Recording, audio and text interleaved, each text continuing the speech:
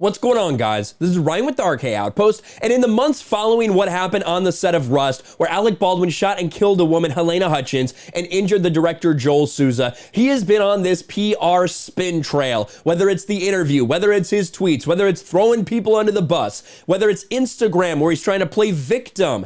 Alec Baldwin has been trying to set a narrative since this happened, and one of those things is that, well, I've been cooperating with the police from the very beginning, fully cooperating. Well, that wasn't quite the case, as we found out, because for over a month, Alec Baldwin refused to turn his phone into the police, even once they had gotten a warrant. Well, now, finally, a month later, that has changed.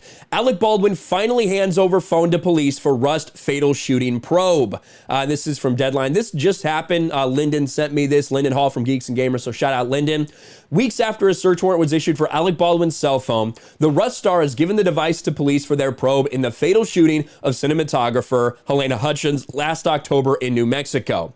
A month after the search warrant was issued. Sought by the Santa Fe Sheriff to help determine what actually occurred, the iPhone has been handed over to Suffolk County Police, I think that should be county, not country, in New York State, near one of the multi-Emmy winners' residence. I just want to say, as a quick aside, the amount of spelling mistakes that I consistently find in places like Deadline, these like huge places like Deadline, New York Post, wherever it may be, is astounding. How do people not actually look at this before they post on their websites? That being the case, let's continue on. I do it on my channel, right? I do it. Sometimes I'll put a spelling error in the title or whatever. I'm just me. This is freaking Deadline.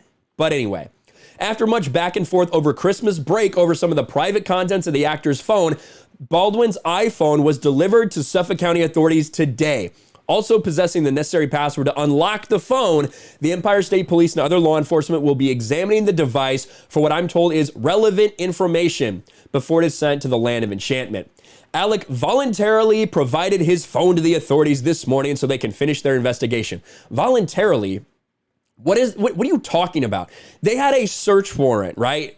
Now, I would wait for it too. I would wait for a search warrant. I would wait for all that stuff before handing over my phone in any case. That's what I would personally do, but I also wouldn't go out there and say, I'm doing everything the police are asking of me. I'm cooperating fully. You know, I wouldn't do that. I wouldn't try to present myself in that way. The idea that he's voluntarily providing his phone, no. Like, a search warrant had to be issued for it, and it took a month for him to provide it to him. Voluntarily provided the phone.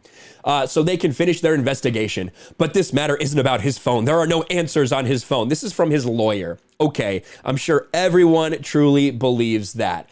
And since this has happened, since the warrant was issued, we've started to learn some things. We found out just the other day that, that Hannah Gutierrez Reed is suing the person who provided all of the blanks and all the ammo for this. And in that lawsuit, she claims that Alec Baldwin refused to have safety training with her. I wonder if that's on his phone. I wonder how many conversations are on his phone.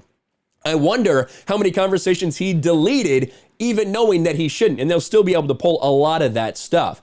I cannot wait to find that out, because even if, I think one of the reasons he's been very hesitant, one, other than he's a public figure with probably a lot of things to hide that don't have anything to do with Rust, I think it's very likely that he deleted a lot of these things.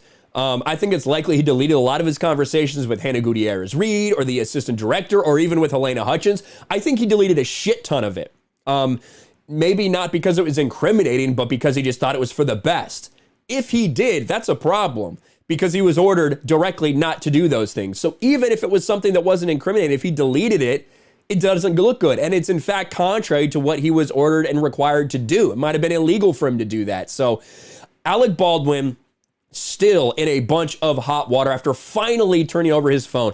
I hope we get to see some charges soon in this case. Whether it's for Alec Baldwin, whether it's for someone else, we need to get some resolution. The family and the loved ones of Helena Hutchins need to get some resolutions for this, because this is insane. And if it had been anybody else, if I had been in the position of Alec Baldwin and then I'd been going on national television lying about what happened, definitively lying, because the cops said when Alec Baldwin went in there, told his story about not pulling the trigger, the cops said, nah, that's not the case. And they have that weapon in their possession. They would know if it malfunctioned to the point where, yeah, it could have just gone off that way. But Alec Baldwin is lying to everybody right now. and it would be great to see him actually be held accountable for something. Let me know your thoughts in the comments below. Smash a like button, subscribe to the channel, share this video out there, and I'll talk to you later. Thanks for watching, everyone, and a huge shout out to my patrons. I appreciate you guys so much. Want to follow me on Twitter or Instagram? Check out the description below. You'll find links to my PO box and my Patreon as well. And I'll talk to you guys later.